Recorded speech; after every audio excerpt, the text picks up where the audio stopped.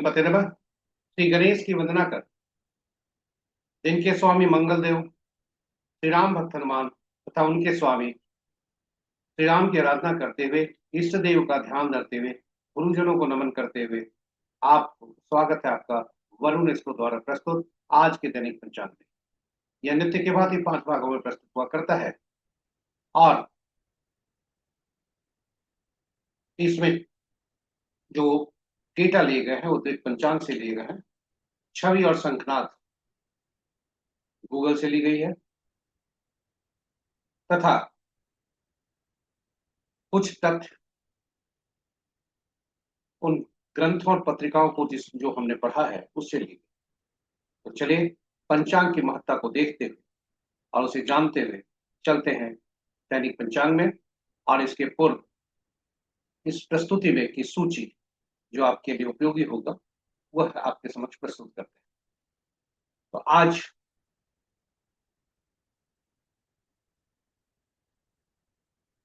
इसके पूर्व पंचांग की महत्ता जानते हैं।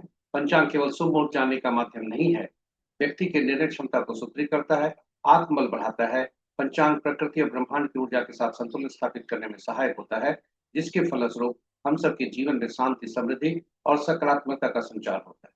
अतः पंचांग का अनुसरण करके हम अपने जीवन को अधिक सफल और समृद्ध बना सकते हैं।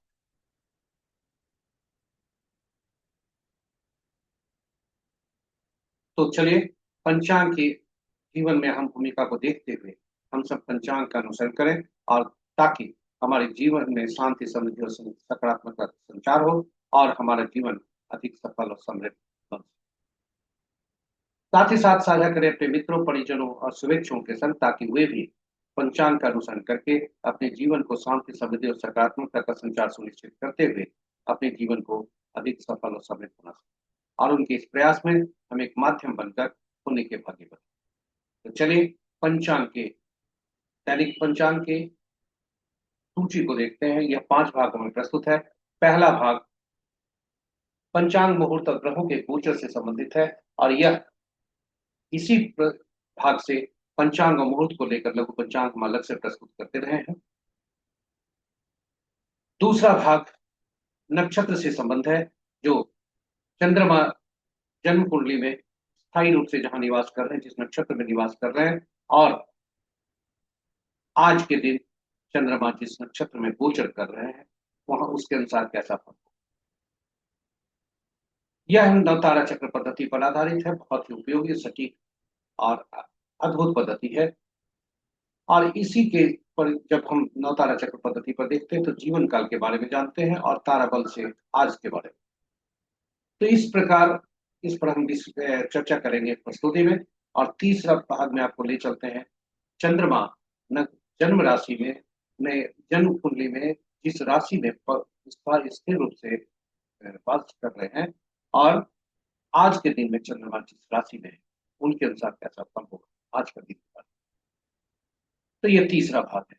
चौथा भाग चौपड़े मुहूर्त से है, जो दैनिक कार्यों तथा विशेष कार्यों के लिए बहुत उपयुक्त है। यह शुभ और अशुभ काल बताता है और काफी उपयोगी है, इसकी उपयोगिता बहुत ज्यादा है। पांचवा भाग अंक ज्योतिष के अनुसार आज का दिन कैसा होगा।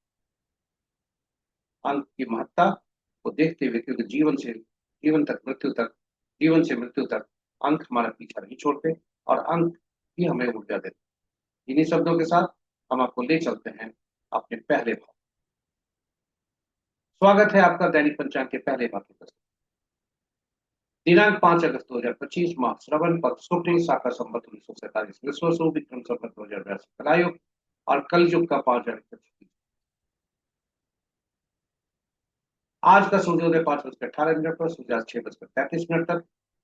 दिशाशूल आज का उत्तर है, फिर भी इस दिशा में यात्रा करने को बाध्यता हुई तो गुड़ का सेवन कर यात्रा करें, यात्रा को शुभ। पंचांग के 5 अंक, वार मंगलवार, तिथि अपराह्न 1:12 तक एकादशी जो नंदा तिथि के अंतर्गत आता है, उसके बाद द्वादशी जो भद्रा तिथि के अंतर्गत आता है। नक्षत्र दिन के 11:23 तक ज्येष्ठा, उसके बाद मूला। योग प्रातः 7:25 तक इंद्र, उसके बाद वैदृति और करण अपराह्न 1:12 तक विष्णु भद्रा, तत्पश्चात देर रात्रि 1:45 तक भौ, और उसके बाद पालो। तो ये रहे पंचांग के पांचों अंग। महत्वपूर्ण मुहूर्त में जाने के पूर्व भोलेनाथ को नमन करते हुए देखते हैं भोलेनाथ का वास आज का।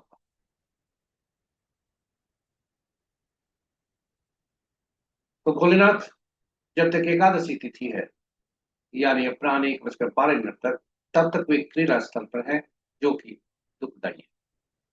उसके बाद जब द्वादशी तिथि आती है तो वे कैलाश पर्वत पर रहते हैं, और जो कि सुख है। जय भोलेनाथ। ओम नमः शिवाय। महत्वपूर्ण मुहूर्त में अभिजीत मुहूर्त दिन के 11:29 से 12:22 अपराह्न तक।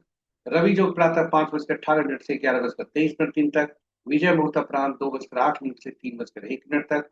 गोधूली बेला संध्या 6:33 से 6:54 तक।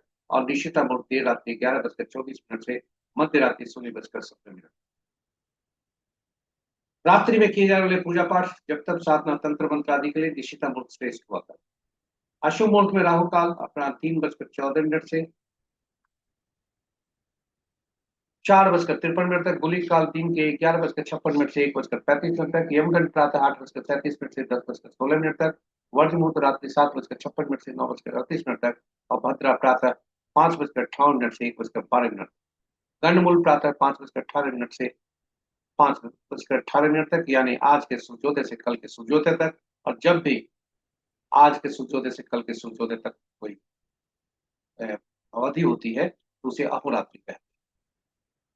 तो गंडमूल अहोरात्रि है, यानी कल के सूर्योदय के बाद है।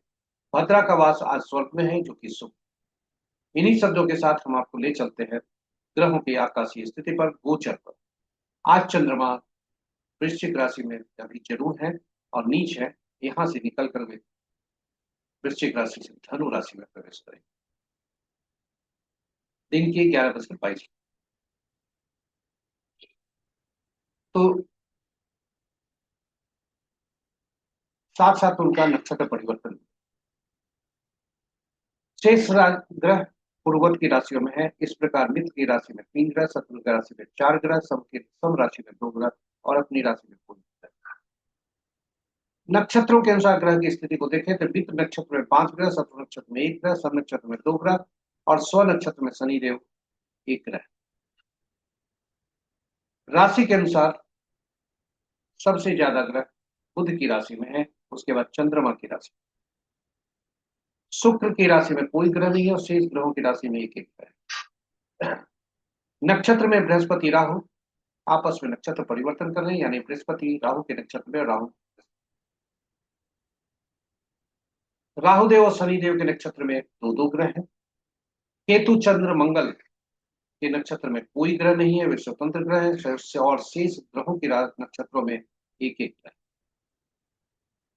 तो ये रहे आज के पंचांग के, दैनिक पंचांग के पहले भाग की प्रस्तुति।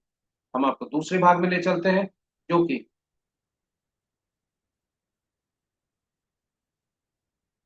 नक्षत्र के अनुसार आज कैसा दिन रहने की संभावना, इसे तारा बलन कहते हैं। यह चंद्रमा के गोचर, यानी आज चंद्रमा जिस नक्षत्र में होंगे और अस्थायी रूप से जिस नक्षत्र में चंद्रमा आपकी कुंडली में विराजमान है, उसके अनुसार दोनों को मिलाकर यह समय देखा जाता है कि आज का दिन कैसा होगा। और जहां भी जो कॉलम पहला रो है सबसे ऊपर चंद्रमा के गोचर के नीचे, वह आज चंद्रमा के गोचर की स्थिति है इस राशि में, किस नक्षत्र में। और बाएं भाग में तारा बलन के नीचे जो नक्षत्र लिखे हुए की सूची है, यह नक्षत्र है जन्म कुंडली में चंद्रमा किस नक्षत्र में, आपके जन्म कुंडली में किस नक्षत्र में विराजमान। और दोनों को मिलाकर हम देखते हैं कि यह कहां पर फलित होता है। चलिए, यह पद्धति तारा बलम पद्धति नौ तारा चक्र पद्धति पर आधारित। और नौ तारा चक्र पद्धति बहुत ही उपयोगी पद्धति, क्योंकि ग्रहों के मन नक्षत्र हुआ करते हैं और ग्रह अपना फल नहीं देते। तो यदि हम नक्षत्र के अनुसार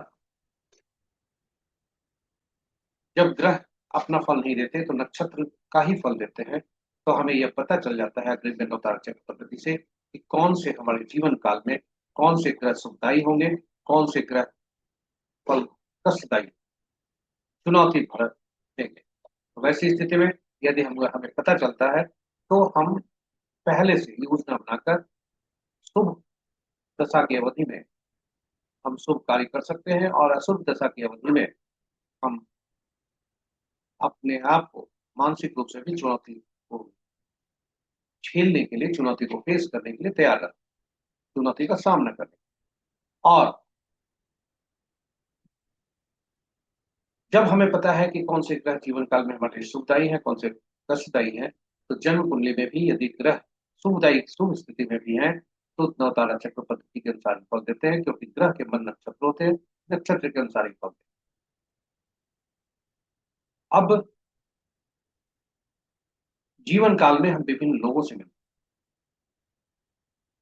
और जब विभिन्न लोगों से मिलते हैं, और चाहे स्थायी रूप से या अस्थायी रूप से व्यवसाय भी के साथ करते हैं, हम आगे से ही जान सकते हैं कि कौन सा व्यक्ति हमारे लिए सुफलदायी होगा, कौन सा असफल, और तब हम आगे बढ़ सकते हैं उन कार्यों में।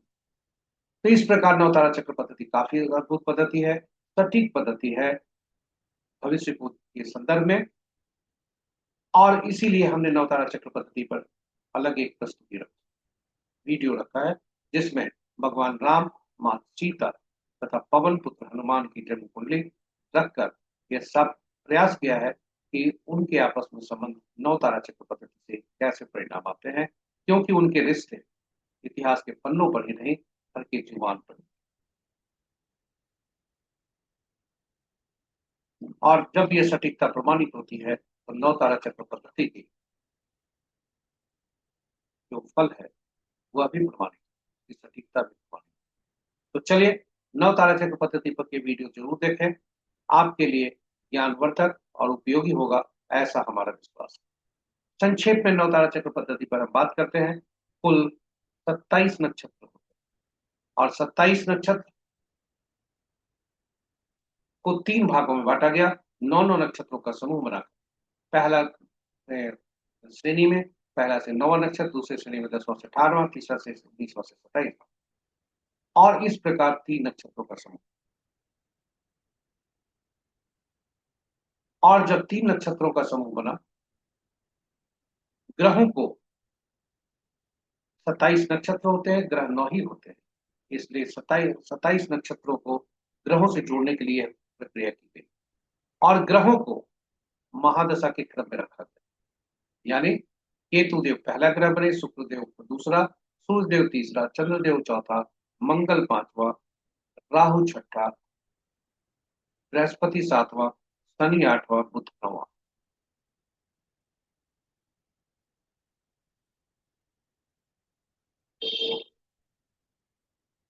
इस प्रकार ग्रहों की सूची। अब पहला ग्रह के साथ हर श्रेणी में से पहला नक्षत्र को लिया गया, यानी पहले में से पहला नक्षत्र, दूसरे में से 10वां, और तीसरे में से 19वां। इन सभी नक्षत्रों को केतु देव के से संबद्ध किया गया, केतु देव इसके स्वामी बने, और यही क्रम में दूसरा, 11वां और 20वां नक्षत्र के स्वामी शुक्रदेव बने, और यही क्रम में आगे बढ़ते हुए 9वां, 18वां, 27वां नक्षत्र के स्वामी बुध देव बने, और यह बनकर इनका स्वामित्व बनकर चार्ट सूची इस तरह से बनी। अब इसको आप सहेज कर रखें, क्योंकि फलित में आपको बहुत ही लाभदायी होगा। आज हम समझते हैं कि किसी जातक का जन्म यदि शनि के नक्षत्र में हुआ है, यानी पुष्य, अनुराधा और उत्तरा भाद्रपद नक्षत्र में हुआ, तो वैसे जातक के लिए, यानी पुष्य, अनुराधा और उत्तरा भाद्रपद नक्षत्र में यदि किसी जातक का जन्म हुआ है, तो गणना जो हम करेंगे फलित के लिए, वह शनि पहला ग्रह हो, केतु देव नहीं हो, शनि देव पहला ग्रह हो, और गणना यहीं से आरंभ हो। ये जो सारणी है इसको सहेज कर रखें, क्योंकि आपके लिए बहुत ही उपयोगी। जीवन, कौन से ग्रह के स्वामी, नक्षत्र के स्वामी कौन से ग्रह बनते हैं, धीरे धीरे प्रयोग करते सब उपयोग जब इसका करेंगे तो आपको याद हो जाएगा। लेकिन अभी फिलहाल आप सहेज।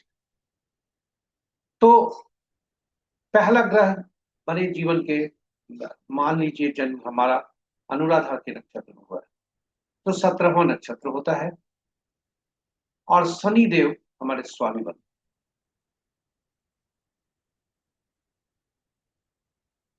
अब गणना यहां से आरंभ होगी। पहला ग्रह जो बनता है शनि देव, दूसरा ग्रह बुध, तीसरा केतु, चौथा शुक्र, पांचवां सूर्य, छठा चंद्रमा, सातवां मंगल, आठवां राहु और नौवां बृहस्पति। ये सभी हमारे क्रमानुसार बनते। तो जब गणना हम पहला केतु देव से शनि देव से करेंगे, तो पहला ग्रह जो है हमें शुभ फल नहीं देगा, मिश्रित फल देगा। और वहां से दूसरा, चौथा, छठा, आठवां, नौवां ग्रह जो होंगे वे शुभ फलदायी होंगे। तीसरा और पांचवां, सातवां जो ग्रह होंगे वे पीड़ादायक होंगे, अशुभता। और उनकी शुभता और अशुभता की जो मात्रा होगी, परिमाण होगा, वो जैसे जैसे क्रम बढ़ेगा वैसे वैसे होगा। यानी पहला ग्रह थोड़ा कम पीड़ा, तीसरा ज्यादा। व्यापार में अगर आप हमारा कोई नक्षत्र का, हमारा जिसका व्यक्ति है जिससे हम व्यापार करने जा रहे हैं, यदि वह संपत्ति में आता है उसका नक्षत्र, आप हमारा नक्षत्र मिलकर, तब हमारे लिए बहुत शुभकारी है। लेकिन विपत में आता है तो समस्या का कारण बन सकता है। तो इस प्रकार विपत, प्रत्यरी और नैथन्य, ये चार ऐसे अशुभ हैं। जैसे जैसे मात्रा बढ़ती है शुभता बढ़ती है।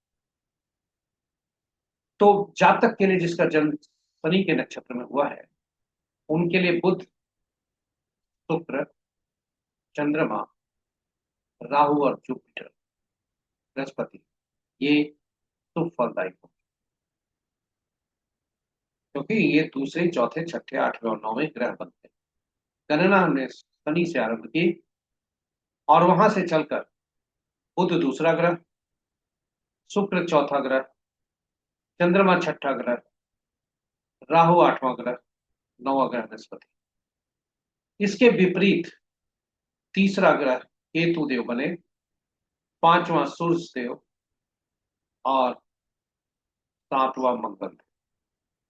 तो इनके नक्षत्र में जन्मे जातक, चंद्रमा के नक्षत्र में जन्मे जातक के लिए केतु देव पीड़ादायक, विपत, सूर्य देव ही अशुभ, प्रत्यरी और मंगल देव नैध। अब यदि हमें किसी जातक को पहले से पता चल जाए कि ये ग्रह हमारे, यानी अनुराधा नक्षत्र में जो जन्मे जातक के लिए केतु, सूर्य और मंगल अशुभ फलदायी है और बाकी ग्रह शुभ फलदायी है, तो क्या हम उस दशा महादशा का जो शुभ फलदायी है उसका अच्छे से उपयोग नहीं कर सकते? क्योंकि कर सकते हैं, हमें अग्रिम पता चल जाए कि यह महादशा महादशा हमारे लिए बहुत अच्छा जाएगा। और यह, और जो खराब है जिनका हमने नाम लिया, केतु देव, सूर्य देव और मंगल देव, नक्षत्र अनुराधा, पौष और उत्तरा भाद्रपद नक्षत्र के जातक के लिए, तो उनके लिए ये पीड़ादायक होंगे। तो जब पीड़ादायक होंगे तो हम अपनी चुनौतियों को सामना करने के लिए तैयार, मानसिक रूप से तैयार हो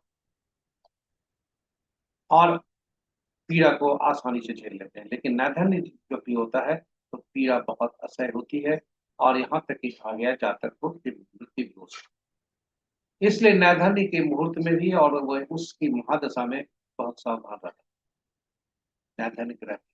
और दैनिक कार्यों में नैधन्य मुहूर्त जब भी हो, विपत प्रत्यय, जन्म विपत प्रत्यय और नैधन्य में जब भी हो, तो उस कोई भी शुभ काम नहीं करना चाहिए। साथ ही साथ दैनिक कार्यों में भी सावधान रहना चाहिए ताकि कोई अशुभता, दुर्घटना आदि नहीं। अब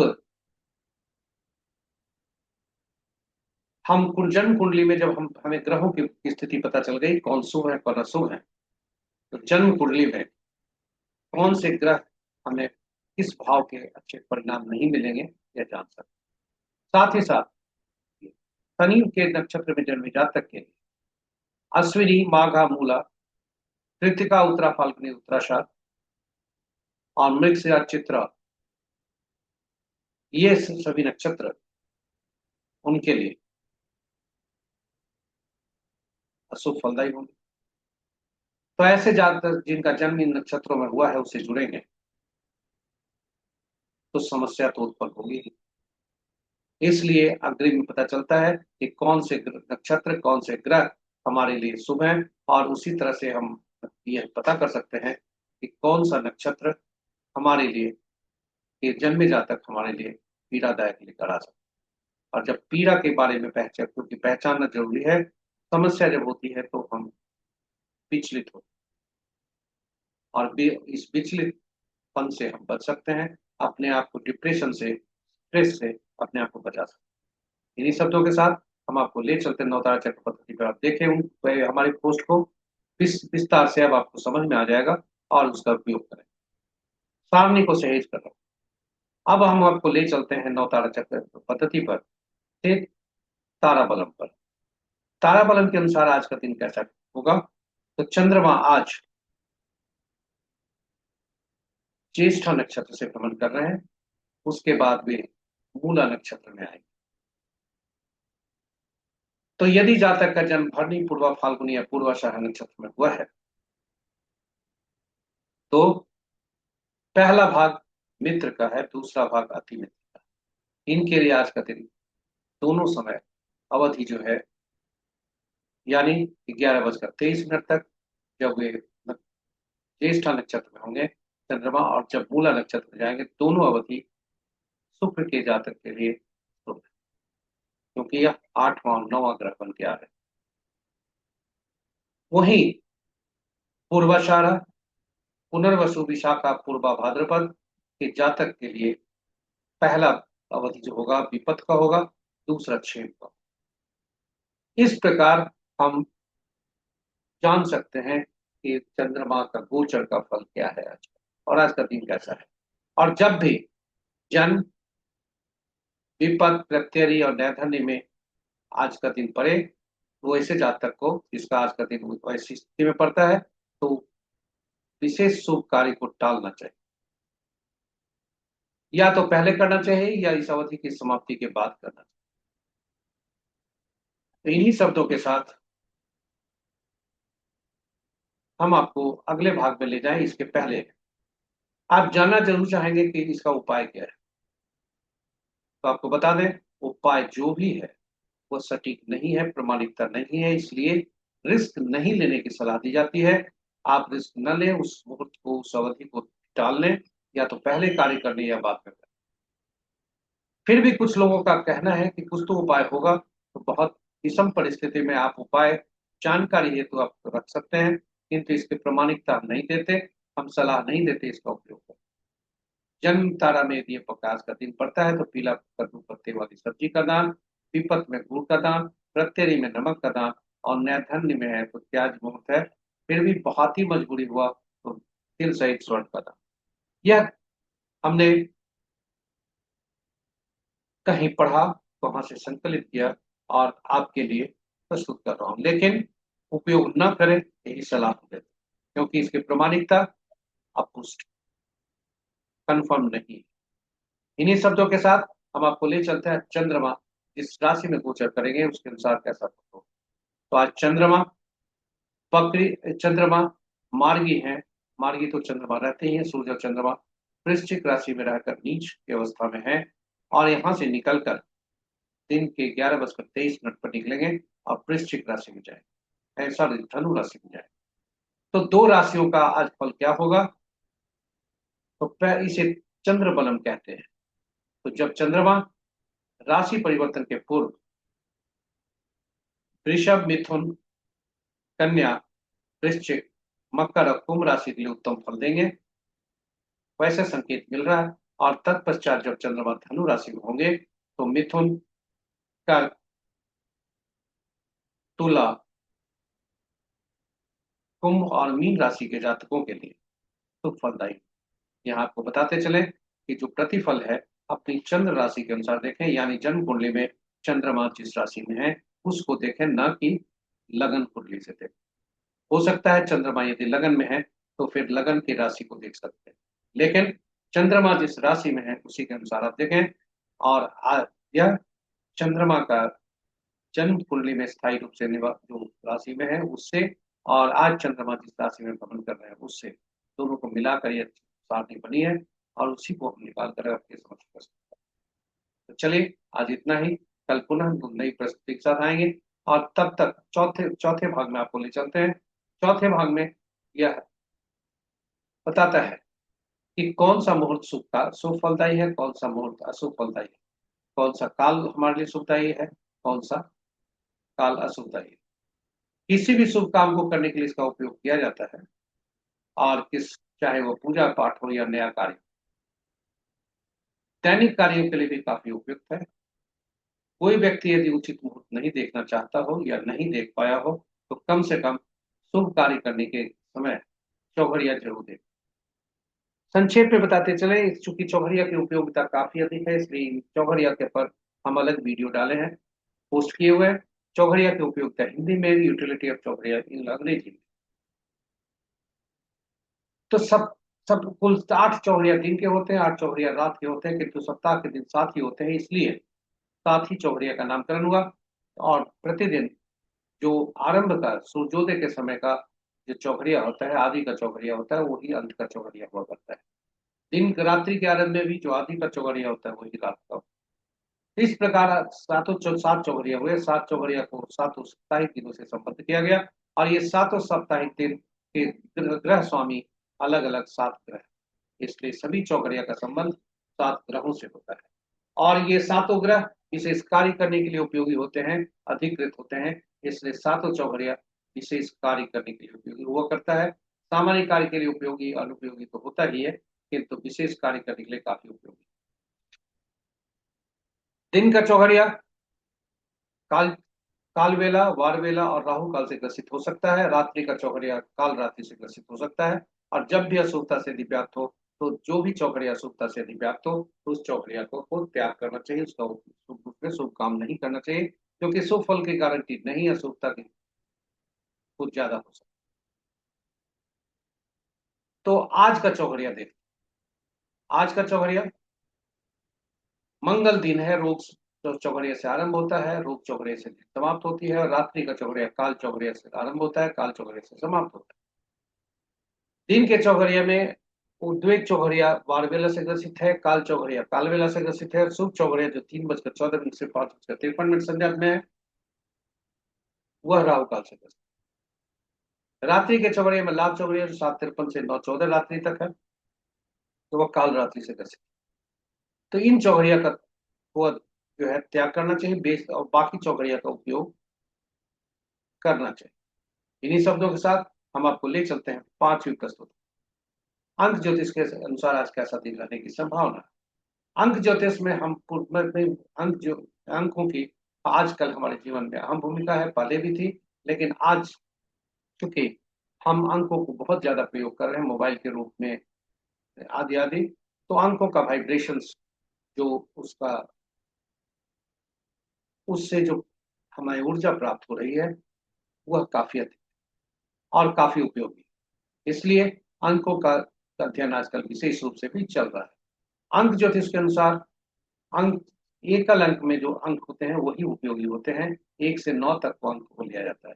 यदि कंपाउंड नंबर हमें मिलते हैं तो कंपाउंड नंबर जब भी मिलेंगे तो हम उन अंकों को में प्रयुक्त हुए 1 से ज्यादा अंक यदि हैं तो 2 या 2 से ज्यादा, तो वैसे स्थिति में उन अंकों को जोड़कर एकल अंक में परिवर्तित कर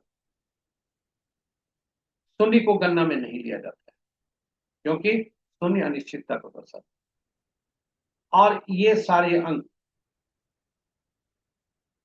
1 से 9 तक के ग्रह स्वामी अलग अलग होते हैं, जो आपके समक्ष प्रस्तुत है। सूर्य, चंद्रमा, बृहस्पति, राहु, बुध, शुक्र, केतु, शनि, मंगल, ये क्रम से 1 से 9 तक ग्रहों के स्वामी बनते हैं। और अंकों की दुनिया में इन ग्रहों का नाम भी अलग है और अलग तरीके का है।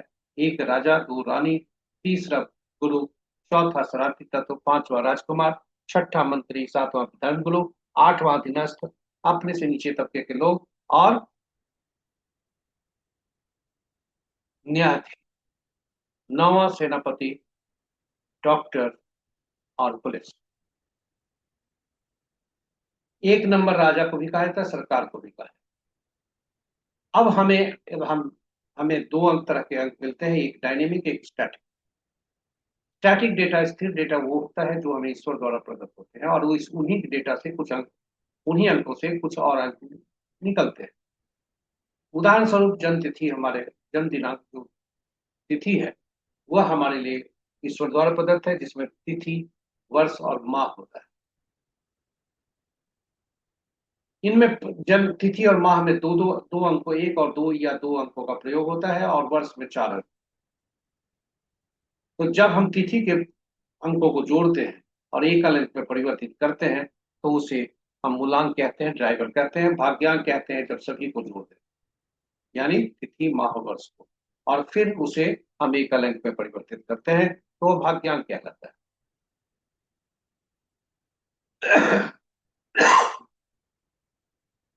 इसके बाद इस अंक से एक एंजल अंक भी निकलता है, जो कि वर्ष का अंक जब हम जोड़ते हैं और एकल अंक में परिवर्तित कर, फिर पुरुष के लिए उसमें से 11 में से उसमें उसे घटाते हैं, और महिला के लिए चार उसमें जोड़, चार को जोड़, यह एंजल नंबर निकलता है। ये सभी स्थायी अंक होते हैं। डायनेमिक अंक हमारा अंक होता है पहला, जो जीवन पर्यंत चलता है, वो है नाम। और नाम को अंकों में हम बदलते हैं, क्योंकि नाम पे जो अल्फाबेट यूज होते हैं, जो अक्षर यूज होते हैं, उनके अंकीय मूल्य होते हैं, इसलिए उन अंकों को हम परिवर्तित कर हम जोड़ते हैं सभी अंकों को, और फिर एक अंक में परिवर्तित करते हैं। इस प्रकार नामांक निकलता है। और यह नामांक की उपयोगिता इतनी है कि मूलांक और भाग्यांक का एक शत्रु यदि बनता है तो बहुत परेशानी होती है। और अंक ज्योतिष सबसे पहला काम करता है कि, या अंक ज्योतिष है कि सबसे पहले नाम सुधारने की व्यवस्था करता है, क्योंकि ये सभी डायनेमिक डेटा जो भी हैं, डायनेमिक अंक हैं, ये सभी चलायमान अंक कहें, ये सभी हम कार्य कर्मों का फल हम चुनते हैं। गाड़ी नंबर हमारे कर्मों का फल है, उसी तरह से मोबाइल नंबर, मकान नंबर, शहर, आदि आदि, यहाँ तक कि पासवर्ड। और आप देखेंगे कि आपका ओटीपी का अगर जो भी आता है, ओटीपी का योग करें यदि और एक अलग पर परिवर्तित करें तो कहीं न कहीं वो आपके मूलांक और भाग्यांक से संबंधित। तो मूलांक और भाग्यांक का कौन अंक के कौन मित्र हैं, कौन शत्रु हैं, यह जानने के लिए जानना जरूरी है अच्छे नाम को स्थापित करने के लिए। तो उसके लिए केवल हम उतना कौन मित्र है, कौन तटस्थ है और कौन शत्रु है, उतना जानने से अच्छा है आप ये जानिए कि कौन अंक किस मूलांक वाले के लिए या भाग्यांक वाले के लिए शत्रु। तो उनकी सूची आपके समक्ष प्रस्तुत। एक अंक के लिए 8, दो के लिए 4 6 8 9, तीन के लिए 6, चार के लिए 8 9 4 2, 6 के लिए 3 9, सात के लिए 7 9 3, आठ के लिए 1 2 4 9 4 8, और नौ के लिए 6 4 2 8। और इस एक अंक वाले के लिए, जातक के लिए, नाम का पहला अक्षर एफ और पी नहीं होना चाहिए। ये 8 का अंक है, एफ और पी। उसी तरह 4 6 8 9 2 वाले के लिए नहीं होना चाहिए, जिसका पहला अंक होता है डी एम टी यू भी डब्ल्यू एफ पी। पांच अंक ऐसा होता है जो कि 1 और 9 के बीच में मध्य अंक होता है, इसलिए इसे एक तरह से कहें कि यह आशीर्वादित अंक, और जिस व्यक्ति को यह मिलता है वह सचमुच में ईश्वर द्वारा आशीर्वाद प्राप्त। आज की तिथि, अब इसी तरह से हम अंकों को के नाम को देख, हमने अभी देखा था कि काजुल नाम का, काजुल देवगन का नाम हमने लिया है, जिसका 5 अंक आता है, और उनका जन्म आज ही की तिथि में 5 अगस्त 1973 का है। आप जोड़ें और अंग्रेजी में इसकी चार्ट दी हुई है, आप उसमें देखें अंग्रेजी वाली प्रस्तुति में नंबर स्पीक्स, और उसमें देखें कि आपका चार्ट क्या कहता है। तो चलिए इन्हीं प्रस्तुति के साथ हम आपको ले चलते हैं आज के अंकों के अनुसार आज का दिन कैसा है। तो आज 5 अगस्त 2023 है, 25 है, और इसका मूलांक 5 बनता है, भाग्यांक 4। 5 और 4 का आपस में संबंध सही रहता है, तटस्थता का। आज जो 4 अंकों को अच्छे अंक दे रहे हैं, यानी शुभ परिणाम दे रहे हैं, वे मात्र सूर्यदेव तटस्थ हैं, बुध देव को तटस्थ है, शुक्र देव को मित्र है, और केतु देव मित्र। ये सभी ग्रह, सभी अंक इनके शत्रु। इसलिए इन ऐसे अंक वाले जो जातक जिनका मूलांक 1, 5, 6, 7 हो, उनके लिए दिन आज सामान्य और उत्तम रहेंगे।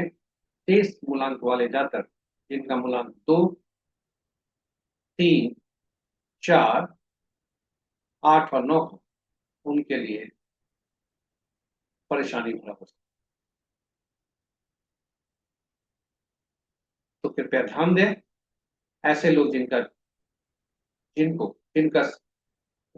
राहु देव के साथ शत्रुता है, ऐसे मूलांक वाले जिनका राहु देव के साथ शत्रुता है या राहु देव का उनके साथ शत्रुता है, ऐसे मूलांक वाले जातक सावधान रहें, परेशानी ज्यादा न बढ़ाए, और अपने क्रियाशील में इतना लग्न है कि पता ही नहीं चले।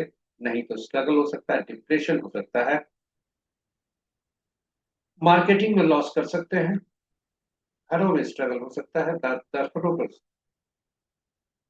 ये हो सकता है, स्वास्थ्य नुकसान कर सकता है, कहीं दुर्घटना भी हो सकती है। इसलिए आप सावधान रहें। इन्हीं शब्दों के साथ हम आपसे विदा लेते हैं। धन्यवाद हमारे साथ बने रहने के लिए। यदि आप इस प्रस्तुति को पहली बार देख रहे हैं तो हमारे चैनल को सब्सक्राइब करें, साथ ही साथ हमारे चैनल को सब्सक्राइब कर नोटिफिकेशन बटन को दबा लें, ताकि हमारी हर प्रस्तुति आप तक पहुंच सके और आप उससे लाभान्वित हो। नए और पुराने सब्सक्राइबर से भी अनुरोध है कि प्रस्तुति को साझा करें अपने मित्रों, परिजनों और शुभेच्छुओं के संग, ताकि उनके जीवन में सुखता आ सके। इन्हीं शब्दों के साथ भगवान राम और उनके भक्त हनुमान से प्रार्थना करते हैं कि आपका दिन आज ऊर्जा भरा हो, मंगल देव आप पर बरसाए, शुभता बरसाते रहें। इन्हीं शब्दों के साथ जय श्री राम, जय हनुमान का नारा देते हुए हम आपसे विदा लेते हैं। जय श्री राम, जय हनुमान।